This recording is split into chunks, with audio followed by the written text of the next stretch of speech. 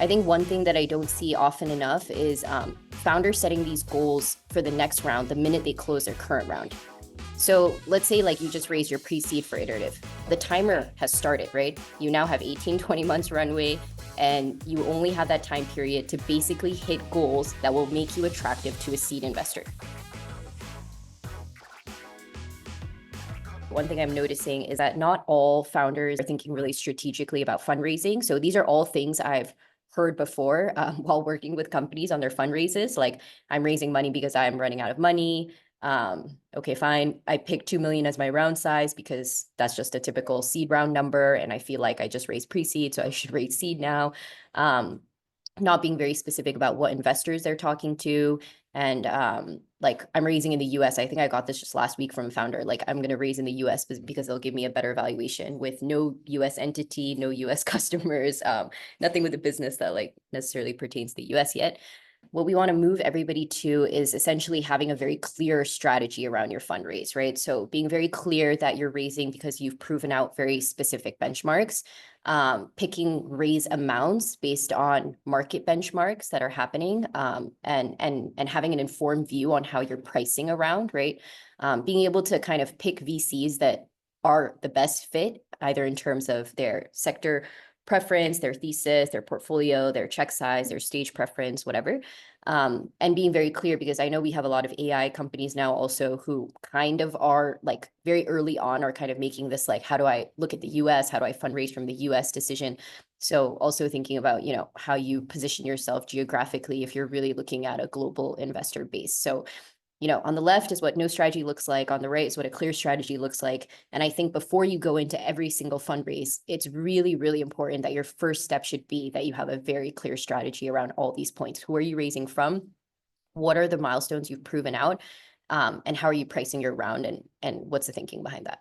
And just, this is more of just overview, but fundraising is really a sales process. So like any sales process, I think what really matters is one, knowing your best fit customer. I think founders still underinvest time in this, which is like, what VC is the best fit for me? What does a particular VC think about my industry? What do they think about my specific business model or approach? Have they taken bets here before? You know, just like you would prospect your customers and really try in your first discovery call to understand where they're coming from. I think people like founders should do the same with investors versus kind of just going out, making a list and being like, let me just hit the numbers. Secondly, setting a reasonable informed price.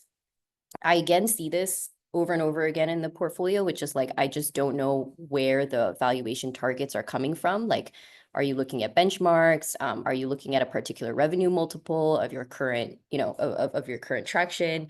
Is it some other thing? So I think that's really important. And thirdly, you know, it's a sales process, but it's also kind of an auction process. You're going out to multiple customers, and if you get 2 or more bids, right, that's when the price can go up. So that's something that Brian talks about all the time, which is like approach VC fundraising like an auction, which is also creates different tactical implications, right? Like, for instance, you want to talk to as many people within a most condensed period as possible, because what you're aiming for is to get 2 or more offers that are close to each other, and then you can push kind of, you know, more competitive dynamics in your round. So I think, yeah, framing it like a sales process, I think just helps founders kind of approach it again more strategically. Like, you need to do your customer discovery, you need to do your informed price discovery, and the auction part, like, you need to run the fundraising process such that you maximize your chances of making your round competitive, which means like 2 or more leads have committed. All right, when to raise. Again, this is kind of basic, but VCs view startups essentially as kind of a ladder of proof. I know the thing on the left is really small, but if you can see at the bottom, it's like customer need, big market, good team. Higher up on the ladder of proof, it's like high LTV, you know, net revenue, network effects, whatever. So you can think about it as like, you start from the bottom rung of the ladder of proof, and then you're slowly traveling your way up and proving more and more things as your business grows and as you continue, right? So each rung kind of represents you increasing validation of your business being kind of a healthy, scalable, venture backable company, and increasing kind of the probability of success. Some rungs, like for instance, rapid growth, a really great team, paying customers, are more powerful than others. Those are the ones that are in red. And I think this point is also good from NFX, which is like different VCs might emphasize different rungs. Some people do care more about unit economics early on. Some people really care more about growth, this, that, et cetera. That goes back to kind of knowing your customer and like getting a gauge of like what that VC really cares about in terms of the proof points at your particular stage. So I think founders, the first step when you're really approaching a fundraise is understanding where you are in that ladder of proof, like where you are today, what you've proven out, and what is the next set of like inflection points that you want to prove out. I think one thing that I don't see often enough is founders setting these goals for the next round the minute they close their current round. So let's say like you just raised your pre-seed for Iterative. The timer has started, right? You now have 18, 20 months runway, and you only have that time period to basically hit goals that will make you attractive to a seed investor. So the time when you should be setting those goals for your seed round is the minute you close your pre-seed. The minute you close your seed, you should be setting your goals for your Series A. In fact, that should be baked into how you're even looking at your round, right? Because your goals will determine how much you feel like you need to raise in that round itself. So I think founders kind of complete a round and then wait or don't have very clear goals. And then by the time they have 7-8 months runway, they're like, oh, wait, hold on. Am I at the revenue scale to be able to fundraise, et cetera, et cetera. I think, please, that's a really, really important point. Like just set your next stage goals early on at the point of closing your previous round. What should these goals be? They're general milestones that kind of apply to all companies. We'll talk about some specific benchmarks. And there are also specific milestones that might apply to your particular industry or particular company. How do you set these milestones? I think one is obviously just looking at benchmarks. So typically for every round, there will be an annual revenue benchmark. There will be a kind of month over month benchmark, what best looks like, what good looks like, what not so good looks like, right? You should know where you stand. And then typically you can talk to your current investors, or in your previous round, when you talk to other investors, you would get a sense of what the specific other milestones pertaining to your company is. So I was working with a company recently, and when they raised their seed, they happened to also get some inbound interest from Series A, kind of like larger check funds. So they did some socialization conversations, and many of those funds were like, hey, the minute you get, this specific license, we would be very keen on looking at your round, right? So as like you continue to like talk to investors at different points, and every data point is almost like a customer discovery point on that VC, right? What do they care about? What milestone do they specifically would like you to hit before they're interested? Is there something specific, et cetera? Story versus evidence, this is kind of basic, but like obviously the best objective way to prove you've hit certain milestones is through hard metrics. The second best way, if not all of us will hit them all the time, is kind of having a convincing story. What did you learn? How are you going to hit them moving forward? Tell some story about what the trajectory change will be. This is just kind of super basic, but these are just like really high level goals for each round. So at pre-seed, VCs are really looking for a promising idea. So a strong team, a unique insight, opinionated view on a problem solution. You don't have to have any revenue, but people typically like to see that you're iterating and kind of the product quickly. At seed, VCs generally want to see that early product market fit. So you have paying customers, you have very good early kind of retention numbers, you have active users, and people typically look at this like 1 million annualized revenue as a milestone and 20 to 30% month over month growth. Like that's kind of what looks attractive, right? And you can be like, hey, I've hit these, now I can go out for like a meaningful seed. For Series A, you can think about it as like more of a scalable business / machine, where people will be looking VCs will be looking a lot more at your funnel, whether or not those numbers are consistent. Is the acquisition stable and predictable? Is the growth kind of engineerable, right? Like specific channels will then produce very specific outputs. And are the unit economics trending positively, right? Those are kind of the things that people would look for. And typically it'd be at like a 3 to 4 million annualized revenue milestone and 10 to 20% month over month growth.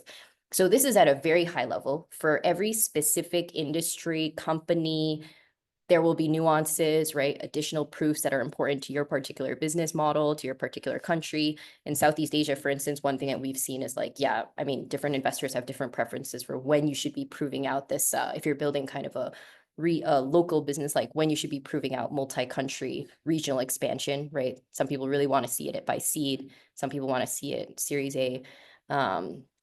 So there will be things specific to your industry and sector, but very high level broadly, like in terms of where you should be in the ladder of proof, what the revenue and growth milestones are, this is what any kind of normal vanilla VC would look at and be like, this is the broad-based benchmarks. If you haven't hit a milestone but are running out of money, consider extending your runway in other ways. I meet a lot of founders in our portfolio who are like, I haven't hit those milestones. I'm not at those ladder of proof or inflection points, but I just need to fundraise anyways. It's not a great situation to be in. And I totally understand that many of us, in fact, all of the successful companies I know also at some point were in this situation. So it's totally not bad or like abnormal, in fact, very normal in the venture journey. But I would like founders to consider maybe a plan A to B, if you're in this situation, to be looking at other methods to extend your runway first. And if that doesn't happen, then okay, let's try to see, what can happen on the round. So if you're in this situation, some things that can help you, an internal round, a bridge round. So convince your existing investors to invest a smaller amount, basically tell them, hey, I need this much smaller money to kind of extend, get by myself 6 or 7 more months to hit these seed round, series A round milestones.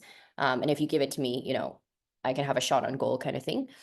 The second option is maybe looking at more like non-institutional investors, angels. I've seen portfolio companies actually successfully get pretty good extension checks from their like strategics or sometimes even from their customers. If you're doing kind of enterprise B2B, if they're very excited about what you're building, smaller funds, angel networks. So, people who can just write you a safe. And again, your goal right now is like, I haven't hit those milestones. So I'm going to be in a bad position if I go out without those milestones and try to raise a round, right?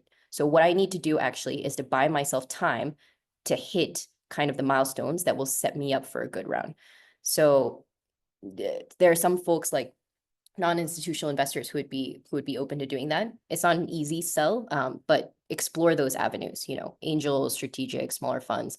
And the third thing is like manage your runway. Like if you are running out of money and you have not hit those milestones, the fundraising will be very tough / low probability. And so see that early. If you're already at kind of a 9 months, 6 months, and you're seeing, hey, I'm still so far away from the next round goals that would make me attractive to raise a seed or series A, then have some, have that buffer to basically either increase your revenue. I've seen some companies stay alive literally by convincing their customers to prepay them 1 year advance, right? Their champion customers. I've seen folks obviously proactively kind of decrease cost, salary rationalization, other types of operational costs. But I do think that runway management, that is your job as a CEO and a founder. If you run out of runway, you die. That's an existential threat. But I meet way too many companies who come to us in this situation. They haven't hit a milestone. They're not close to hitting a milestone, and they have 2 months runway. It's extremely, extremely hard under 3 months runway to even execute one of these plan B runway extension plans. So you really need that visibility at the 6 to 8 month mark, not at the 3 month mark. And sometimes I've even gotten pings at like the 2 week mark, 3 day mark. So you need like a 6 months lead time even to execute one of these runway extension things. And that's why it's really important to have your goals, next round goals, very clear, because then you can track, right? And see like, I'm just not on track for the goals that would make me attractive for the next round.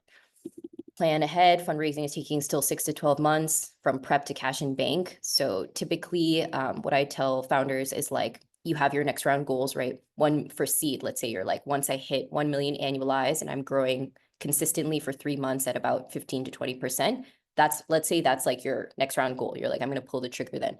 So when you're 3 months away from hitting the goal, that's when you should start prep. Like, let's say you're at 750K, 800K, the growth is happening. You're like, okay, this 1 million, I'm going to hit it soon. That's when you should be starting your preparation, setting the round construct, preparing documents, kind of sense checking the market, talking to some friendlies. And at the 0 months, when you hit the goal, that's when you should be starting kind of the full-fledged conversation pipeline, and then expect it'll take like 6 months or something like that. But again, going back, like reiterating the same points over and over again, that's why it's so important to set those next round goals, because otherwise, how do you even have those timelines, right? Final checklist before deciding when to raise. These are just sense check stuff. One is founder bandwidth. One founder is going to spend 50%, and that's honestly pretty conservative, likely 70% of their time fundraising. So they're gone. So can the business be okay, or have you prepared for that? Secondly, even with one founder basically gone, you still need to continue growing, right? Like the fundraise process itself takes 3 to 9 months. And during that process, the VC is talking to you, this, that. If you suddenly have like a 0-month growth, it really cools down the conversation, right? Like people just see it as like, oh, what happened? Oh, okay, they're in the middle of diligence, this, that. So it's kind of a tricky situation because you have one founder fully fundraising, so you just have lower bandwidth on your team, but you still need to keep up the same growth momentum throughout the 6 to 9 month fundraising process. So have you planned for that? How are you going to do that? Thirdly, are you planning other major business shifts? Not a good idea, right? Because again, bandwidth constraint, you have to deliver fundraise, you have to deliver growth. If you also have to deliver a major initiative, it's going to be very tough. And fourthly, are you keeping an eye kind of on the investor calendar, right? November starting around terrible, right? Like by December 10th, basically all deals are kind of dead for a while. Jan is super slow. So looking also at the investor timeline, is it a difficult period? I mean, there are the annual seasonal difficult periods, right? Which is typically, I don't recommend anyone to start after like mid-October because of the end of year. But then outside that, there's also situation specific, right? Like January e-fishery, like terrible time to fundraise in Southeast Asia because a lot of the seed Series A funds are just scrambling to deal with that issue, right? So having a sense of like what the investor calendar situation can also help. How much you raise is kind of a function of three things. How much money you need to hit your next round goals. So that's part of the fundraising strategy, right? How much you raise isn't like a number you come out of thin air. You should be setting what your next round goals are and really trying to model how much money you need to hit those next round goals. This is the minimum amount you should raise. I think this 18 months runway, 20 months runway, it's a lazy way to kind of think about how much you should raise. You should go one level deeper because what's really going to matter when you raise your next round is going to be if you hit those inflection points, right? So that's one. Second function, how much money the market is paying for your kind of company. So this is the average amount you can raise. Check benchmarks on recent deals as close as possible, right? So same country, same industry, same business model, same revenue stage. This data, unfortunately, is very poor and sometimes hard to find. So you could always ask us. We could try to look it up for you. But there's not that many data points, especially on the revenue scale. So, going around maybe talking, it might not even be online, right? So, but that's kind of the average. And the third is how much money you can get. That's the maximum. This is typically unbounded and really kind of depends on like how hot your fundraising auction ends up being. So again, there's a minimum. The minimum is how much you need to hit your next round goals. The average is for your current revenue and growth rate and business, how much are investors typically doing for those deals? And the maximum is like kind of unbounded. It depends on like how great your story is, how competitive the round becomes. We've seen in good times, 2021 ZERP times. I mean, we had companies raising 30, 40 million on like 200K revenue. Those things can happen. So it's actually unbounded, but that's out of your control, unfortunately. The things you can control are more of like where you are today and kind of like, are you raising enough to hit your next round goals? So getting this raise amount right is really critical. If you ask for too little, you might not have enough money to hit your next round goals. And then you get into that whole, like, I need to extend my runway situation, which is always much tougher than hitting your goals and going out to the market to be like, I need more money. Ask for too much, and especially in Southeast Asia, VCs will just wait and watch. I see this all the time in the portfolio. People go out with, let's say they have 70K revenue. They tell me they want to raise 2 million. I ask them why. They're like, there's some reason, but they're very low revenue for like that's a very high benchmark revenue multiple, right? So it's an unreasonable raise amount. They go out, they talk to 30 VCs. They're like, I want 2 million. I want 2 million. Everybody's like, you're kind of early. Like, I'll just wait. I'll just wait till you get to 200K revenue. I'll just wait till you get to 500K revenue. And then going back to those VCs and saying, oh, sorry, 2 million was wrong. I actually just want 1 million. It's a very awkward situation. And most of the times it's like a negative bias. So walking yourself back to a smaller amount is really tough and typically a negative signal. So you don't want to ask for too little and not hit your goals, but asking for too much can also, an unreasonable amount can also end up in a very dangerous situation. So both are bad. Set the minimum. Next round goals and projections. So this is a really important exercise. And I think like this is just an example, but the first thing is like actually setting what those next round goals are. So maybe you say like, hey, I'm at 1 million annualized revenue now in one country. and I'm raising my seed. I'm trying to raise 3 million, whatever. In order to raise Series A, I probably need to be at 4 million annualized revenue in 2 countries and prove regional expansion. Okay, fine. That's like your very high level, like that's what the current goals I've hit are. That's why I'm raising my current round. That's where my next round needs to be at, the milestones I would need to hit. Once you set that broad milestone direction, like you need to put numbers on it, right? It's very hard to look at that and then be like, okay, how much is that going to take? 2 million, 3 million, 5 million? Nobody knows. So I would recommend founders to actually sit down and make a realistic projection with your best assumptions, and add like a 20% buffer. So, we all do projections during our fundraisers, right? That's like a storytelling projection that we just show VCs, right? It's usually a best case scenario projection. Like everything goes right. We're growing so fast, 30% month over month. We spent this, we spent that. Okay, fine. That's like your storytelling version. But I think founders should make an internal version where you're like, okay, this is when things go wrong. This channel doesn't work as well as I think. Okay, I actually probably need to hire 2-3 people for this country expansion, blah, blah, blah.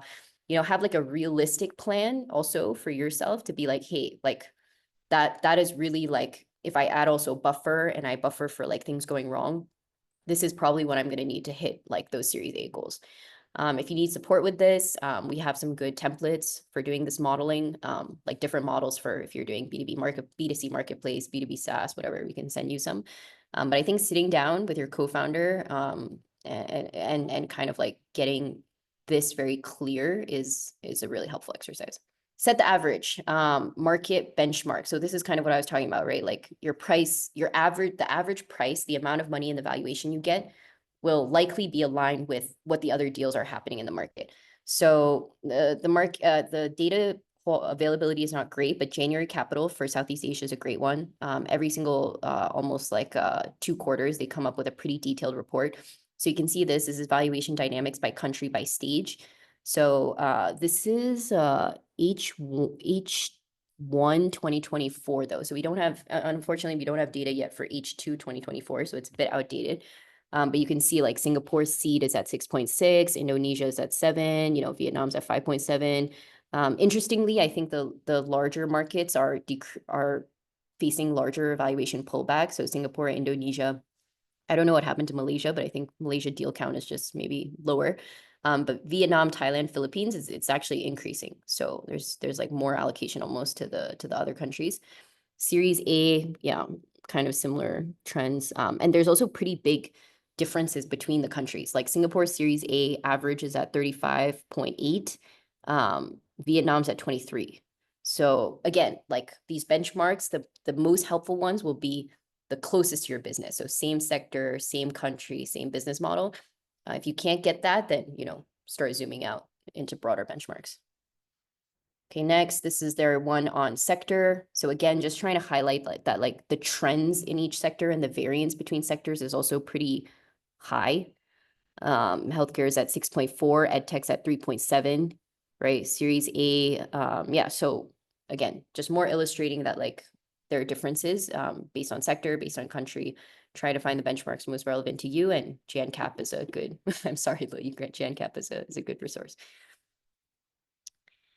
This is just a little bit of data on how the market is overall. This was at least H1, H2 2024 data, but yeah, just right now in Southeast Asia market, it's pretty much we're still in a pullback. We saw 40% decline in capital invested year over year. 2024 was apparently the lowest venture funding environment in Southeast Asia in 6 years. So kind of also be aware of where we are in the market cycle, like at least 2024 data, yeah, pretty negative. I've already talked about this a lot, get intel on similar companies and understand the current market sentiment. The good thing during downturns is that even though the deal, like in the last Deal Street Asia, we saw like the deal amount has gone down so much, right? Like capital invested 40%. The good thing is that seed and Series A, which most of you are at, is the most resilient stages during these downturns. Series B, C, D is where like it's gone from like, it's like dropped like 80%, and that's where all the big ticket, like 20 million, 50 million, 100 million checks are. So the capital invested overall amount will seem like it's hit a lot. The good thing is that we're still at that point in the cycle where for many of you raising seed and A, it's still much more resilient. I think the recent shock for the seed Series A Southeast Asia local VC has been the e-fishery thing, because a lot of the early stage funds are in that company. So I just looked it up, but Wavemaker, Seedstar, 500, Northstar, Go VC, And if you have like a major event like that, like one of your biggest fund returners is completely blown up, the VC is not going to be doing that many deals, or they're going to be focusing on that. So that's one kind of like issue right now. But otherwise, I think seed series A, even though the top line numbers look bad, maybe don't be so worried. It's okay. And then the maximum. I think this is there's no secret. I mean, there's no silver bullet to this again, but the only way to kind of get really high premiums above benchmarks is either A, the market is just really hot. That's something completely out of our control. And right now, that's not the global situation. The market is not hot.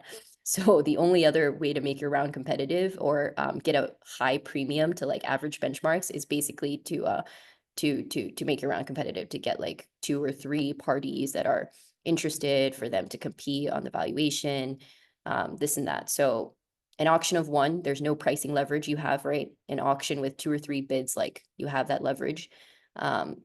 And the implication for that is just like more of how you run the race, which is try to squeeze in as many conversations as possible in the shortest amount of time, so that all the processes, all the decision making is kind of happening around the same time. And then you can use that to like push different people. The second thing, which I think is also a good tip in these markets, is like move up investor stages. So let's say that based on your current benchmarks or whatever, you're like, okay, realistically, I can raise 1 million at 5, but I really would love 2 million at 10. So one other strategy is like go to a bunch of people who can lead a 1 million at 5, get commitments for that, and then go to later stage investors who can do it 2 million at 10 and be like, hey, I already got 1 million at 5. Would you be interested in like just looking at like I don't want I could also do 2 million at 10. Like, so the reasoning for this is kind of like it's the same. Like VCs only feel that urgency when they know that somebody else is taking that deal. So maybe that later stage investor will be like, oh, if I let them close this 1 million, I might miss my chance. I might as well give them 2 million now, blah, blah, blah, right? So moving up the investor stages is also another tactic you can do. But again, you're always in a better, both points are the same, which is you only have leverage when you have some commitments or term sheets on the table, right? So your first goal would be get to 1 term sheet, your second goal is to get to 2, and your third goal is to leverage what you have to even later stage investors or bigger check sizes or et cetera, et cetera. Okay, these are just some dilution benchmarks. I think this is also obviously another function of how much you raise and at what price, right? Keep an eye on your dilution. Make sure you're not in that broken cap table region. If you are, let's talk. Recaps are happening all the time. It can be managed. And in general, if you're looking for more as you go into your fundraise, looking for more data points to and benchmarks, like Peter Walker, this guy, Gav's is a super fan. He's head of data insights at Carta. He has pretty good data across a bunch of different things. So could look at that. 2 main ways in early stage the companies are fundraising are through convertible instruments. So safes are convertibles, where you're kind of selling a piece of paper that says you'll issue shares in the future, and the investors don't actually become shareholders up front. It's not until there's a conversion event down the line that they actually become shareholders. And then there is priced equity rounds, priced rounds, where you're actually issuing and selling new shares to investor at a particular price and valuation, and the investors become a shareholder immediately. Safe notes, just a quick bit of history and a bit about the variety. So safes were created to basically have a very standardized bit of documentation to raise capital in a faster and easier way versus price rounds. Initially, all the initial safes were all pre-money safes. The problem with pre-money safes is that for investors, they get like less certainty on what their ultimate ownership is going to be, because you can raise a bunch of pre-money safes on top of each other, and it kind of dilutes what the investor's ownership is ultimately going to be. So in response to this kind of feedback from investors, YC released the post-money safe, which is the one that's now kind of dominant today and the one you see most often today. On the right, there's just a bit of a chart from that guy, Peter Walker at Carta, who I'd highly recommend following. He just is constantly churning out loads of interesting data on early stage rounds, whether it's like size, valuation, dilution, time between rounds, markup between rounds, all these different things that are really handy just to get a sense of what's kind of average, even if it's quite US centric. A post money safe that has a valuation cap, no discount, that's by far and away the most common safe in the market.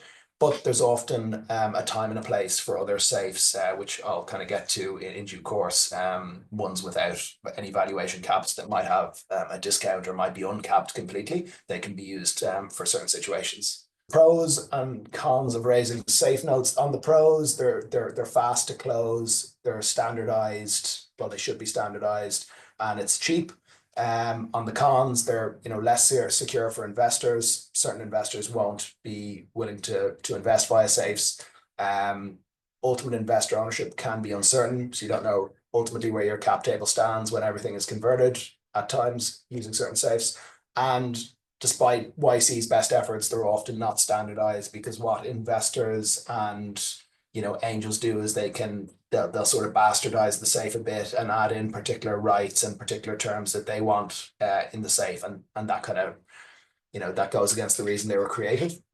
So safes versus convertible notes, what's the difference? They're both kind of convertible agreements. The difference being convertibles typically accrue interest, safes don't. Convertibles typically have maturity dates, safes typically don't, although they can. I've seen safes with maturity dates. In terms of their structure, convertibles are structured as debt instruments. They're loans first. Conversion is conditional, and there's potential repayment obligations for a company. Safes are closer to kind of true equity instruments. And then standardization, like convertibles don't have any standard form. They're usually quite bespoke, depending on what lawyer drafts them. Whereas safes are, you can download them off the YC website, and they should be quite standard. Moving on to price rounds, so issuing shares. The pros lends itself to bigger size rounds like your Series A and whatnot. Institutional investors often prefer priced rounds because they get more certainty on ownership, rights, governance, things like that. They have clarity on the round valuation, which can be in question with safes. It also cleans up the cap table. Particularly in early stage venture, you can have a buildup of a bunch of different safes and people don't know where they stand. So it cleans all that up and everything is converted. Cons is there's usually more terms and obligations to adhere to as a founder. Not necessarily a bad thing, but you might have more reporting, more approvals needed. You might have to get audits. There might be someone added to your board. All these kind of things. Cost, the legal cost of price rounds can get quite large and can be a sizable chunk if it's a smaller round. And then speed. Safe rounds can close in a matter of days or weeks if the investor will move fast enough, whereas price rounds, typically take months. So just some general observations and advice. Number one, just be aware of the typical structures for your round. So if you're going for a Series A or a seed, you're most likely going to be doing a priced equity round. If you're kind of not quite there in terms of your milestones for your Series A, you might be looking at a bridge round, and you might be best raising via a safe or a convertible. Number two, for those increasingly common bridge rounds, it's worth considering using a discount only or an uncapped safe. This sort of pushes out this avoids the investors or you having to set a price at that point in time, and allows the price to be set by the lead of the price round when you go and raise it. Number three, what is the standard for your round? So just worth doing your homework. Look at all the stuff you can find online, whether it's Peter Walker or any of the other people on LinkedIn or whatever else you can find, any of the reports. Just know what's the average valuation, round size, dilution, runway, multiple to prior round. All of these things will help you when you go into your negotiations and you speak to investors, just knowing what's typical. Number four, ask for standard legals as a starting point in priced rounds. So there's we harp on a bit about it, but taking exotic terms is going to impact you down the road when you go to fundraise later. So for priced rounds, there's NVCA, BVCA, SVCA in Singapore. There's these documents that are a good place to start, where you can literally go onto any of these websites and download sort of the form documents for that particular round, whether it's a Series A or whatever. And often those documents are a good place to get your lawyers to start, or to ask the investor, can we start at those documents, because they're set up to be standard. standard isn't good. Number 5 on legals, try to understand what matters most to the investor. So, investors will ask for the world up front, but they're often willing to concede in certain areas, and just finding out what they care most about it is important. It can help you a lot when you're going through the legal negotiations. Number 6, possibly, this second bullet point I have here, I think is very useful. But number 6, aggressively manage the legal process. Legal costs in a price round can get out of control very fast if you don't manage your lawyers correctly. So manage the process as tightly as you can and with as much structure as you can from the start.